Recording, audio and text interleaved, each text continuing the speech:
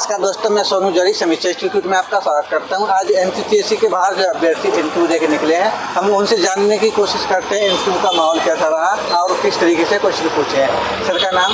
Sir मेरा नाम आकाश सिमोलिया है। सर आप कहाँ से? मैं originally I am from Sehore, पर अभी मैं सागर विश्वविद्यालय से पीएचडी कर रहा हूँ। सर किसके बोर्ड में पढ़ा था? मेरा पोस्टी सर के बोर्ड में इंटरव्यू।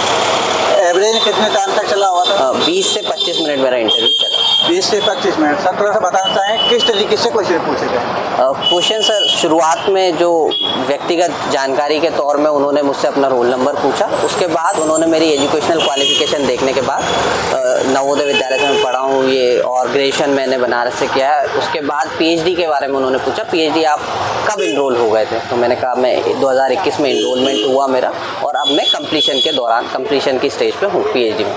जैसे अपन कह सकते हैं कि आपसे डेप्थ से क्वेश्चन पूछा जी सर। उसके बाद ही मुझे, क्योंकि मेरा पीएचडी का टॉपिक पीडीएस पे है, तो फ्री वीस पे पहला क्वेश्चन पोस्टी सर ने पूछा। सर और भारतीय अर्थव्यवस्था से क्वेश्चन किस तरीके से आए? भारतीय अर्थव्यवस्था में मुझसे पहला इन्फ्लेशन एक और एक्सपर्ट थे जिन्होंने मुझसे कोर इन्फ्लेशन के बारे में पूछा। हालांकि मैं ये टॉपिक पढ़ के गया था, कोर इन्फ्लेशन और हेडलाइन इन्फ्लेशन क्या होता है मैंने बताया। सर आपसे बोर्ड टीचिंग कराई थी?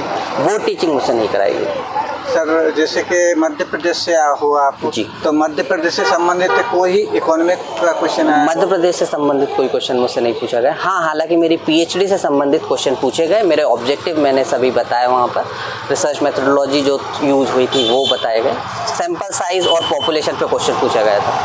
करंट अफेयर से कोई ऐसा क्वेश्चन रिलेट किया गया था? हाँ, करंट अफेयर से जो क्वेश्चन मुझे जहाँ तक याद आ रहा है, जी नहीं, इस तरह के क्वेश्चन कुछ नहीं कोई क्वेश्चन। हाँ। सर आरबीआई से संबंधित कोई क्वेश्चन आया था?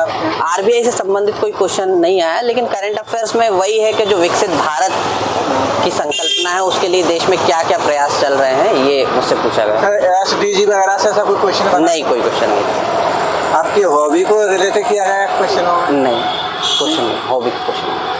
और किस तरीके से क्वेश्चन आया था? सर इसके अलावा एंशिएंट इंडिया के क्वेश्चन मुझसे पूछे गए, जैसे जब जो इकोनॉमिक थिंकर हैं जैसे एडम स्मिथ हैं, तो उससे एडम स्मिथ क्लासिकल में आते हैं, उससे पहले की जो आइडियोलॉजीज़ हैं, तो मैंने कुछ बताया, मर्केंटलिस्ट, फिजियोक्रेट्स, ये सब। वो वेस्टर्न थिंकर्स का कोई क्वेश्चन बना था? हाँ, वेस्टर्न थिंकर में नहीं, फिर इसके अलावा भी कोई अगर थिंकर हैं तो वो आप बताइए, जिसमें मैंने कहा कि मुझे याद नहीं है अभी। सर ऐसा कोई क्वेश्चन आया हो आपको जो समस्याओं से संबंधित हो, जो सॉल्व करवाया हुआ? नहीं, कुछ ऐसा सॉल्व।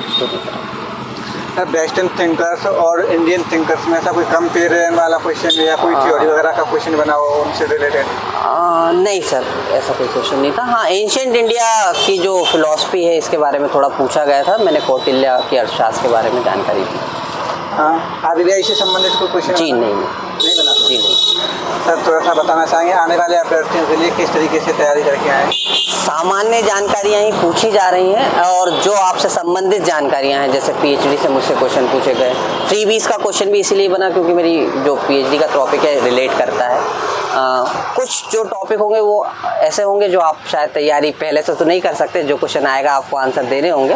तो सामान्य जानकारी और सामान्य तरीके से इकोनॉमिक्स आप पढ़ के आए, क्योंकि बहुत ज़्यादा ये परसेप्शन होता है कि माइक्रो मैक्रो से क्वेश्चन बन रहा है, तो मुझे ऐसा याद नहीं आया कि, हालांकि थिंकर्स का जो टॉपिक है आप कह सकते हैं कि सब्जेक्ट वाइज है, लेकिन स्पेसिफिक क्वेश्चन कोई नहीं पूछा गया बारीकी से माइक्रो में या मैक्रो में। हमारे साथ जुड़ने के लिए सर आपको बहुत बहुत धन्यवाद। हम उम्मीद करते हैं आपका फायदा लेके बनाना है, यही हमारी तरफ से आपको शुभकामनाएं। Thank you sir.